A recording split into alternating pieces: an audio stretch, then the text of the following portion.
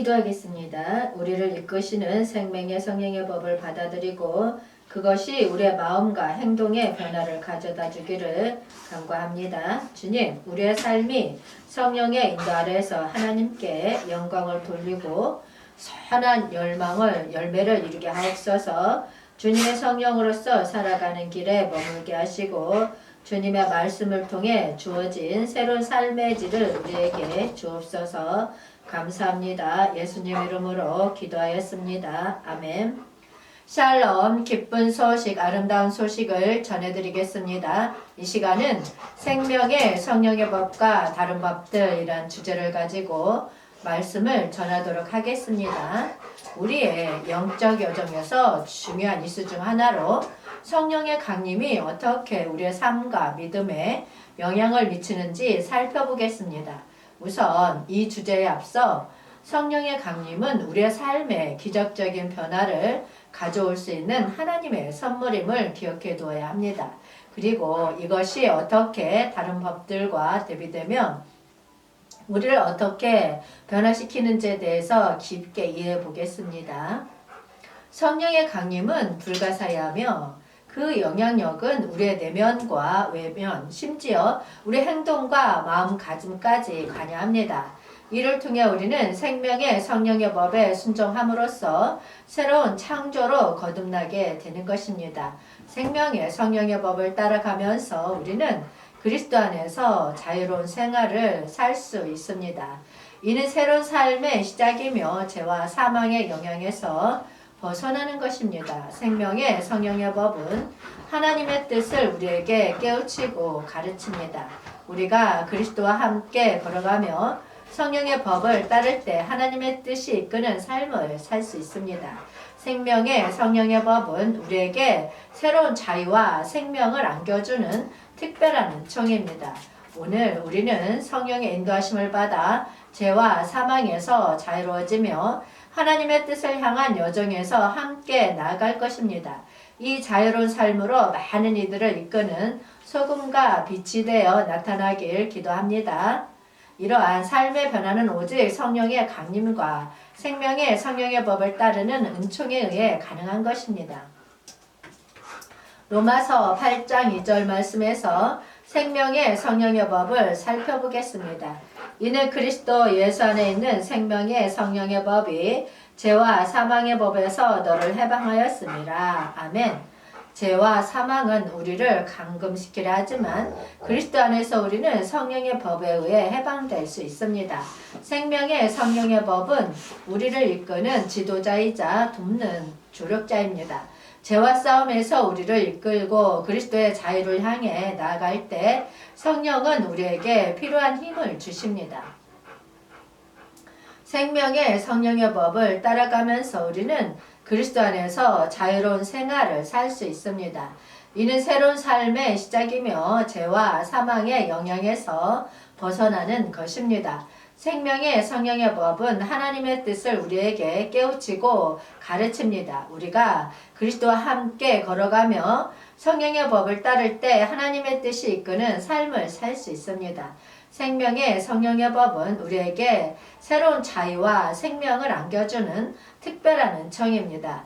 오늘 우리는 성령의 인도하심을 받아 죄와 사망에서 자유로워지며 하나님의 뜻을 향한 여정에서 함께 나아갈 것입니다. 이 자유로운 삶으로 많은 이들을 이끄는 소금과 빛이 되어 나타나길 기도합니다.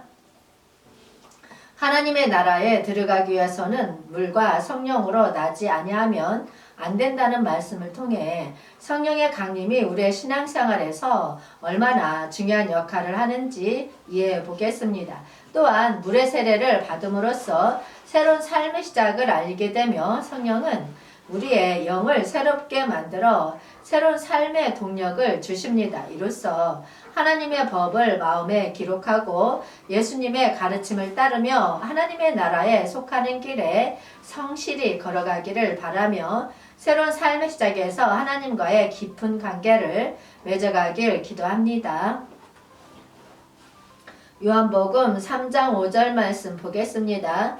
예수께서 대답하시되 진실로 진실로 내게 이르노니 사람이 물과 성령으로 나지 아니하면 하나님의 나라에 들어갈 수 없느니라. 아멘. 물과 성령으로 나지 아니하면 하나님의 나라에 들어갈 수 없느니라 라는 말은 구원을 받기 위해 물로 세례를 받고 성령으로 변화되어야 한다는 것을 강조합니다. 물의 세례는 예수님의 명령에 따라 교회에서 이루어지며 이를 통해 우리는 죄에서 해방되고 새로운 삶의 시작을 알리게 됩니다. 물은 정화와 씻음의 상징이며 물로 세례를 받음으로써 우리는 과거의 죄에서 정화되고 예수님과의 새로운 관계를 맺게 됩니다. 성령은 우리의 영을 새롭게 만들어 새로운 삶의 동력을 주며 그 결과로 하나님의 나라에 속할 수 있게 됩니다. 하나님의 법은 예수님의 가르침과 성령의 인도하심을 통해 나타납니다. 물과 성령의 세례는 이 법에 순종하고 이를 실천하기 위한 새로운 삶의 시작을 상징합니다. 물과 성령으로 이루어진 세례는 단순히 외적인 의식이 아닌 영적인 변화의 시작을 의미합니다. 성령은 우리의 삶을 지도하고 변화시키며 하나님의 법을 마음에 기록시켜 새로운 삶을 살아가도록 도와줍니다. 오늘의 말씀을 통해 물과 성령의 세례가 하나님의 나라에 들어가기 위한 중요한 출발점이며 하나님의 법을 따르는 신앙생활의 기초임을 알 수 있었습니다. 물로 정화되고 성령으로 변화되어 새로운 삶을 살아가는 여정에서 하나님의 법에 순종하여 예수님의 사랑과 성품을 세상에 반영하도록 하겠습니다. 마태복음 22장 37에서 39절 말씀 보겠습니다. 예수께서 이르시되 내 마음을 다하고 목숨을 다하고 뜻을 다하여 주 너의 하나님을 사랑하라 하셨으니 아멘. 마음, 목숨, 뜻을 강조함으로써 예수님은 우리에게 하나님을 사랑하는 데 미치는 깊이와 전적인 헌신을 요구하십니다. 다하라는 어떤 상황에서도 예외 없이 하나님을 사랑하라는 명령을 내포하고 있습니다. 하나님을 다하는 마음은 일상적인 모든 순간에 하나님을 주인으로 인식하고 그 사랑에 온전히 헌신하는 마음입니다.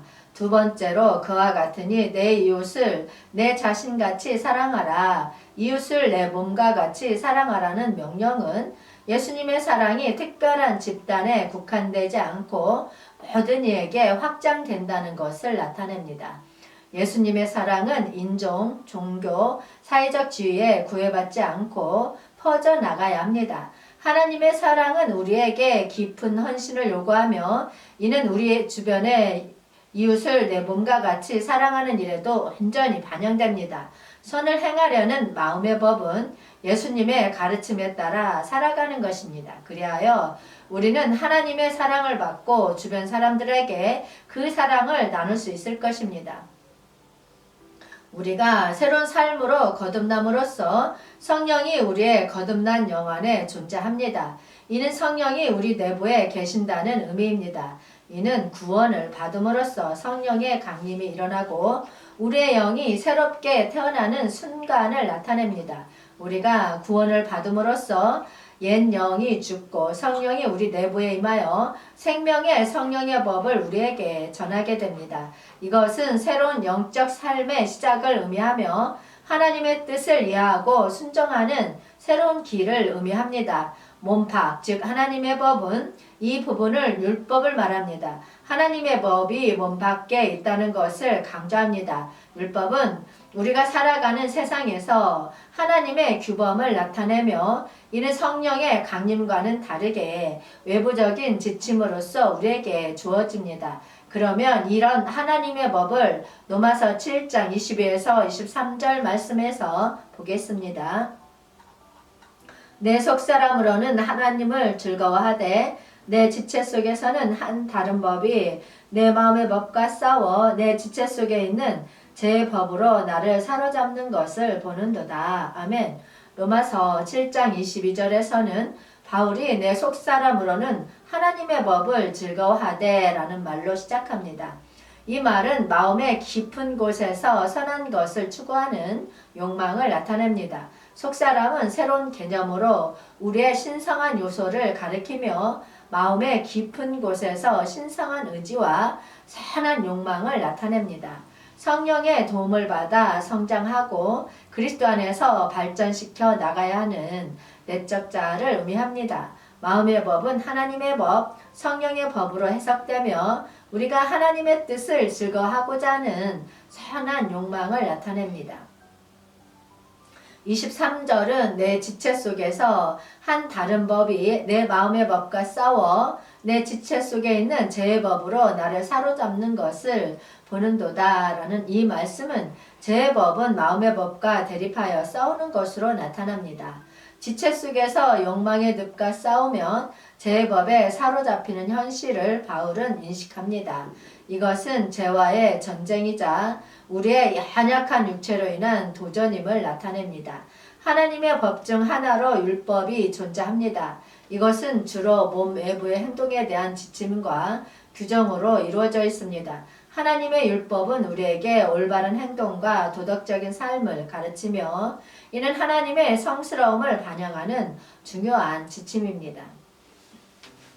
선을 행하려는 마음의 법, 그러나 법은 몸 외부뿐만 아니라 내면, 특히 마음에도 적용되어야 합니다. 선을 행하려는 마음의 법은 내면에서 비롯된 선한 생각과 태도를 강조합니다. 마음의 순수성과 선의 의지는 하나님의 뜻을 따르며 그 결과로 외부적인 율법의 이행에 이어지게 됩니다. 이러한 원칙은 외부적인 행동뿐만 아니라 내면의 성품까지 신경 쓰는 것을 강조하며 그 결과로 성스러운 생활을 이루어나가는 데에 도움을 줍니다. 내면의 선한 마음이 외부의 율법을 따르는 것이 훌륭한 기초가 되어 하나님과 사람 사이의 깊은 관계를 구축할 수 있습니다. 이는 우리의 삶이 윤리적이고 도덕적인 튼튼한 기반 위에 세워줄 수 있음을 의미합니다. 그러면 로마서 7장 24에서 25절 말씀에서 죄의 법에 대해서 알아보겠습니다. 오호라 나는 공고한 사람이로다. 이 사망의 몸에서 누가 나를 건져내랴. 우리 주 예수 그리스도로 말미암아 하나님께 감사하리로다. 그런즉 내 자신이 마음으로는 하나님의 법을 육신으로는 죄의 법을 섬기노라. 아멘. 마음의 법과 죄의 법과의 전쟁에서 종종 패배를 맛보지만 우리는 예수 그리스도로 말미암아 구원의 희망을 찾을 수 있습니다. 바울은 자신의 연약함을 인식하며 예수 그리스도에게 손을 내미는 모습을 보여줍니다. 예수님의 사랑과 은혜를 통해 마음의 법으로 돌아가 새로운 시작을 할 수 있습니다. 우리는 마음의 법과 죄의 법과의 전쟁 속에서 하나님의 은혜와 예수 그리스도의 구원을 경험합니다. 우리의 연약한 육체로 인한 어려움 속에서도 예수님과 함께하여 마음의 법을 즐겁게 살아갈 수 있습니다. 오늘은 우리의 연약함을 인정하고 예수님의 사랑에 힘입어 성령의 도움을 받아 새로운 삶의 시작을 할 때입니다. 우리는 내 지체 속에 존재하는 죄의 법과의 갈등 속에서도 생명의 성령의 법을 통해 구원을 받을 수 있음을 알게 되었습니다. 그리고 이 두 법은 서로 대립하면서도 생명의 성령의 강림을 통해 우리의 삶에 큰 변화를 가져옵니다. 성령의 강림은 우리에게 새로운 생명을 부여하고 그리스도 안에서 우리를 죄와 사망의 법에서 해방시켜 줍니다. 우리는 성령의 강림을 받아들여 새로운 삶을 살 수 있습니다. 이는 우리가 그리스도 안에서 자유로워짐을 의미하며 죄에 대한 종속에서 해방되어 새로운 희망을 찾을 수 있음을 나타냅니다. 성령의 강림은 또한 우리의 영적인 몸을 살리고 죽은 몸에 생명을 불어넣어 주십니다. 이것은 우리의 모든 죄를 향해 싸우는 동력이 되어주고 하나님의 뜻을 이루어 나가게 합니다. 그러므로 우리는 이 성령의 강림을 환영하고 받아들이며 내 지체 속에서의 죄와의 전투에서 승리하고자 합니다. 성령의 도움으로 우리는 더욱 거룩하고 의로운 삶을 살아가며 하나님의 사랑과 은혜를 주변에 나눠줄 수 있을 것입니다. 이제 우리는 성령의 강림을 통해 하나님과 더 가까워지고 새로운 삶의 여정을 함께 걸어갈 것입니다. 함께 나누는 기도와 사랑으로 하나님의 나라를 건립하는 데 동참하며 우리의 삶이 더 풍요로워지기를 소망합니다. 주님 오시옵소서. 한영되는 훈련하라. 전국 복음 전파하라. 회복하라. 새 예루살렘 이룩하라. 기쁜 소식, 아름다운 소식이었습니다. 기도하겠습니다. 우리가 살아가는 이 세상에서 주님의 성령의 법을 통해 주어진 사명을 이해하고 수행할 수 있도록 주님의 지혜와 힘을 더해 주옵소서. 우리가 주님의 성령을 포함하며 주어진 삶을 더 풍성하게 의로운 길로 걷게 하여 주옵소서. 모든 것이 주님의 영광을 위해 이루어지게 하옵소서. 감사합니다. 예수님 이름으로 기도하였습니다. 아멘.